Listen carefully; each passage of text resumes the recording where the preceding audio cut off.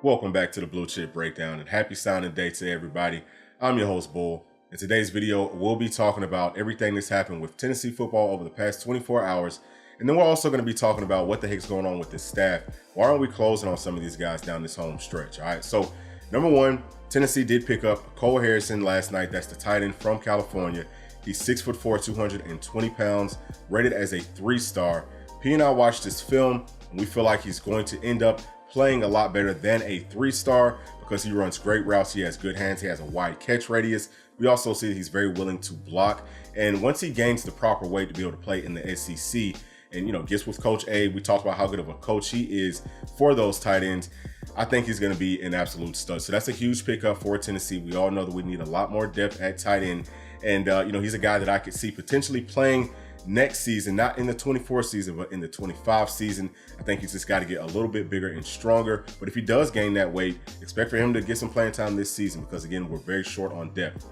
Now, the next guy that we targeted as a tight end is Willie Rodriguez. So he is already committed to Kentucky, and it sounds like he's probably going to stay put, okay? That was a guy that I like because he's going to come in at 6'4", 240 pounds, and he's going to have a chance to play early just because of his stature, right? Just because of his size. He's already filled out, and he's kind of, got like a college-made body at this point. So he's a guy that could have came in and played early for Tennessee, but, again, just don't think that we're going to be able to close out on him. We'll see what happens throughout signing day, all right? So next guy, okay, that did commit to Tennessee just this morning is Jermod McCoy. That is the 6', 180-pound cornerback from Oregon State. Everybody wanted him, all right?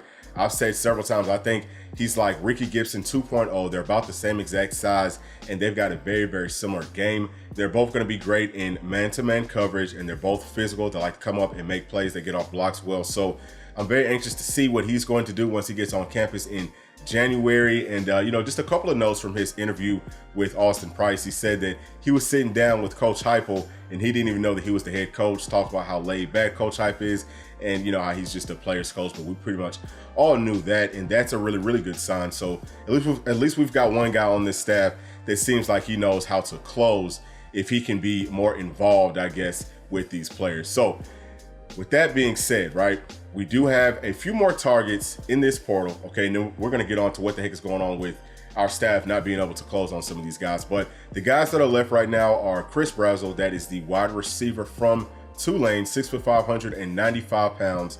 Sounds like he's going to make an announcement on Friday, or at least that's what he's trying to do. He's a guy that Tennessee really needs, okay? He's a guy that everybody is in on. Sounded like Tennessee was the favorites earlier in the week, but the simple fact that he's pushing his decision back a little bit means that there's probably somebody else that's come into the mix, probably has something to do with NIL money. Tennessee's going to have to open up that daggum checkbook, man, and write this man whatever he wants. Whatever people are offering him, we're going to have to match it. I'm telling you right now, I don't care what he's rated. I don't care what school he's coming from. None of that stuff really matters. Turn on this young man's film. He's a playmaker. He's going to be a dog. He's going to help this team out a lot. Nico needs that guy on the outside. We've got a couple of good guys, but we need more. We definitely need more, okay? Dante Thornton could be a good piece. Hoping that Brew McCoy comes back. We all know about Squirrel White, Chaz Nimrod, Caleb Webb, obviously Mike Matthews, Braylon Staley, Boo Carter potentially. We've got a lot of guys that could do it, but we know for sure that he can do it at a very, very high level. So I hope that Tennessee can close out on Chris Brazzell. Next guy is Murad Watson. That's the defensive lineman from New Jersey. The battle has been between us and Syracuse up to this point. Sounded like it was leaning more towards Syracuse. I'm going to tell y'all, man, I would not be surprised if some other teams have come into the mix with him because his film just jumps right out at you, all right? He's a really, really good football player. That's another position of need for Tennessee. Kind of did a bad job of, finding some guys that could come in and play tackle for us. And, that's a guy that we really need to close out on. I would also say pretty much the same thing. Match his NIL deal. If that's something that could get him on campus, get him on campus. We just cannot hope and pray that we're going to be able to close out on enough pieces in the 25 class to, kind of sure up the spots where we were missing people on that. All right, so let's talk about what the heck is going on with this staff not being able to close down this home stretch, okay? Started off with Jared Sensabaugh. That's the 4-star cornerback from Innsworth. He started off as a 3-star. He was committed to Vanderbilt, and then he opened it back up. Mizzou was a team that was in on him early. Tennessee just got into the mix like within the past couple of weeks, okay? We all knew that we were going to need some more secondary pieces coming into this season. The staff knew better than we did that they were going to ask some guys from the secondary to leave, in particular, cornerbacks. So I'm a little bit concerned as to why Tennessee got in on him late, but we did have a chance late, right? We had a very good chance, but Mizzou ends up winning out because it sounds like they offered him more NIL money and also because they were in on him earlier. That's a huge problem. Why are we not in on these in-state guys, especially at positions of need earlier in the process? That's a huge red flag. Now, something else that really stood out to me, over the past couple of days is what happened with Kobe Thomas. So Kobe Thomas is the safety from Middle Tennessee State that opened it back up and said, hey, I love Tennessee. It's my dream school. Tennessee started to show him some interest. And, they basically told him, hey, we're interested, but we're going to get back to you with an offer, in the next couple of days. So Kobe said, hey, coaches say this stuff all the time. It was taking them too long. Oregon State's sitting right there. So I went on ahead and pulled the trigger with Oregon State. You can't blame him for that. That's really common sense. And I think that most people would do that.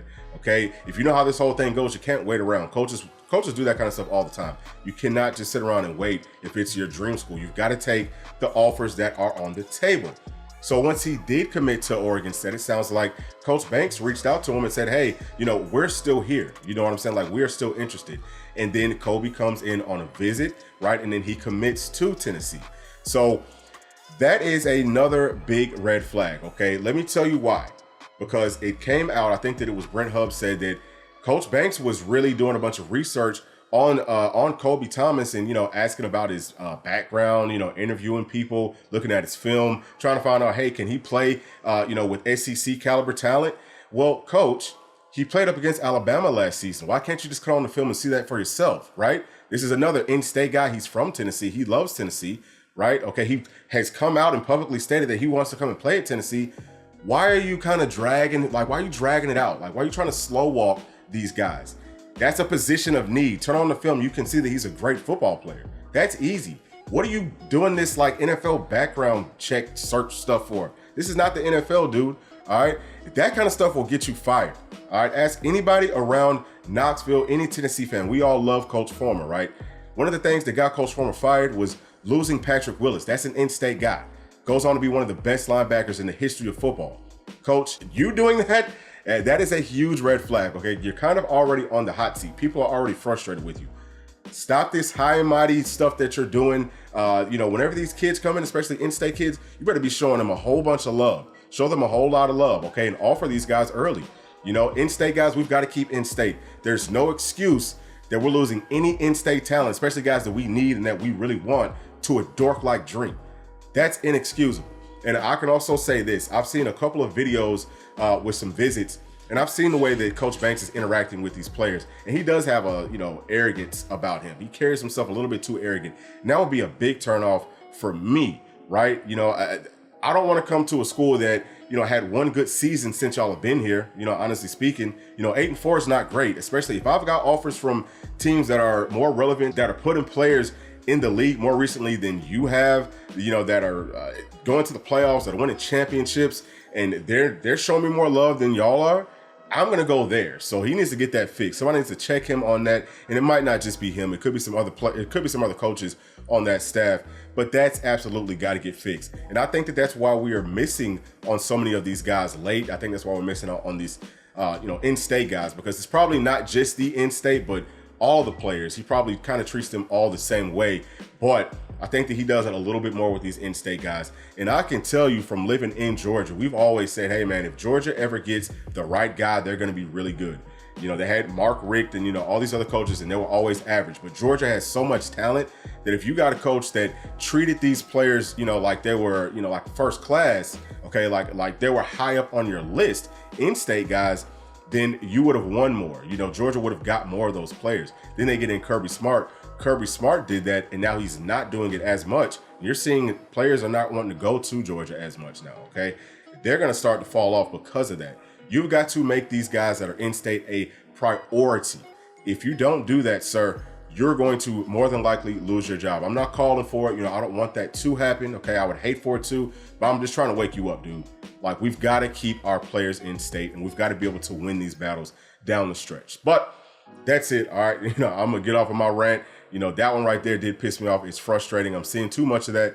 And also with some of the other players that we kind of didn't close on, like with, I think, Roger Saliapaga, I think that just had a lot more to do with Coach Abe being a young tight ends coach, and he doesn't have a proven track record. So that's not a big deal. He's going to continue to get better with that. I think we're fine on the offensive side of the football for the most part.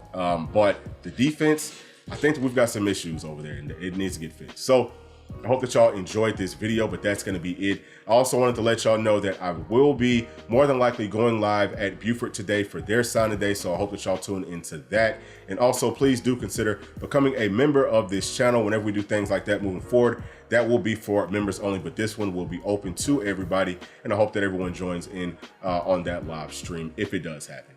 But as always, guys, please make sure to like, subscribe, hit that notification bell, share with your friends, family, and other volunteer fans. We'll see y'all on the next one. Thanks. Peace.